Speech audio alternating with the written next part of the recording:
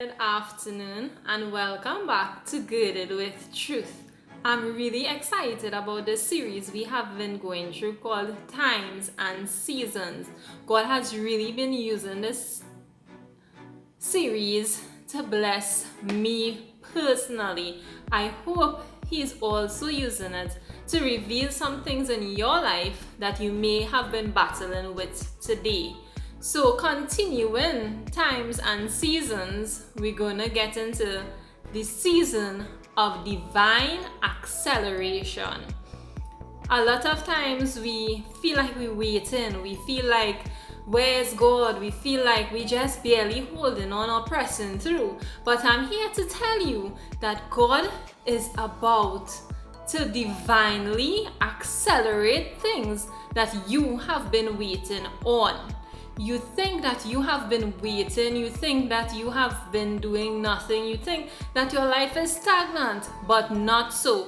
God has been developing you, taking you through different processes to bring you to the place and into the person He wants you to be. So let's get into the Word of God and hear how He will divinely accelerate us. Joshua chapter 2 verse 5 says, "And it came to pass about the time of shutting of the gate, when it was dark, that the men went out. Whither the men went, I wot not. Pursue after them quickly, for ye shall overtake them." So Joshua is here. It is the time of the shutting of the gate, but he's about to overtake them, and to overtake them, he needs to pursue them quickly. Now, when God tells us to do something quickly, it means to immediately get up and move. Sometimes we think, okay, we'll do it one day by one day, 1 minute by 1 minute. But no, God is saying to get up and act quickly. The time of the shutting of the gate was here. Now, we have been going through times and seasons. So let me just explain what time really means. Time is a continual period that is measured in hours and minutes, but it separates your past, your present, and your future into measurable events. So if there's a time for something, it happens according to a certain hour or a certain minutes. But for you, it also is categorized between your past, your present, and your future. And it is also linked to a particular event, as if you are moving somewhere. That is an event that can take place either in your past, your present, or your future. But it's also associated with a particular hour or minute. And a season is fixed. It is a fixed appointment or an appointed occasion. For example, if winter happens, every day winter happens during the winter season. Now, some days the snow might fall more than on other days, but every day during that season is winter. So we understand what times and seasons are. So in this event, the time was the shutting of the gate. But even though this was the time, Joshua had to pursue quickly, and he would definitely overtake all, as per the instruction of God. 2 Samuel chapter 17 verse 16 says, "Now therefore send quickly and tell David, saying, Lodge not this night in the plains of the wilderness, but speedily pass over, lest the king be swallowed up and all the people that are with him."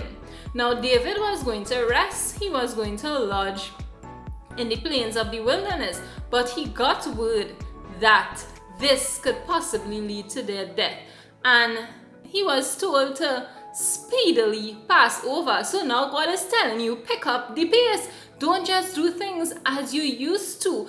Move quickly. Now is a time. Now is a season of divine acceleration, and God is telling us what to do, just as he did to his servant David in 2 Samuel chapter 17 verses 21 to 23. And it says, and it came to pass after they were departed, that they came up out of the well, and went and told King David, and said unto David, Arise and pass quickly over the water, for thus hath Ahithophel counseled against you. Then David arose, and all the people that were with him, and they passed over Jordan by the morning light. There lacked not one of them that were gone over Jordan. And when Ahithophel saw that his counsel was not followed, he saddled his ass and arose and got him home to his house, to his city, and put his household in order, and hanged himself and died, and was buried in the sepulchre of his father. So here, this is the word that came to David. Don't dwell here, move, cross over the Jordan, but do it quickly. And David listened to the instruction. Ahithophel thought that he knew the way that David was going to take, so he gave counsel according to that. But Ahithophel did not know that God was leading David. He did not know that David was listening to the voice of God, because David and God had a particular kind of relationship. It didn't matter where God told David to go, he would follow. So as we walk in obedience with God, that is what God requires us to do, because our obedience, our act of moving speedily, our divine acceleration is the difference between us being killed and our enemies being destroyed. So if you are looking to move forward in your life and let your enemies be destroyed, then listen to the voice of the Lord. Act when he says. When he says move, move. When he says move quickly, you go as fast as you can, because this is not you running because you are afraid. This is because the judgment of God, the sovereign God, has given you this instruction, and you are moving on the word of God, and he will handle everything else. He said, vengeance is his, and he will deal with your enemies. Worry not about who is rising against you and who is coming against you, because the Lord said he will deal with them. Ezra chapter 6 verses 11 to 12 says, Also I have made a decree that whosoever shall alter this word, let timber be pulled down from his house, and being set up, let him be hanged thereon, and let his house be made a dunghill for this. And the God that hath caused his name to dwell there, destroy all kings and people that shall put to their hand to alter and to destroy this house of God which is in Jerusalem. I, Darius, have made a decree, let it be done with speed. So here, King Darius is making a declaration. The house of the Lord is being built, and it cannot be destroyed, because this is a king's declaration.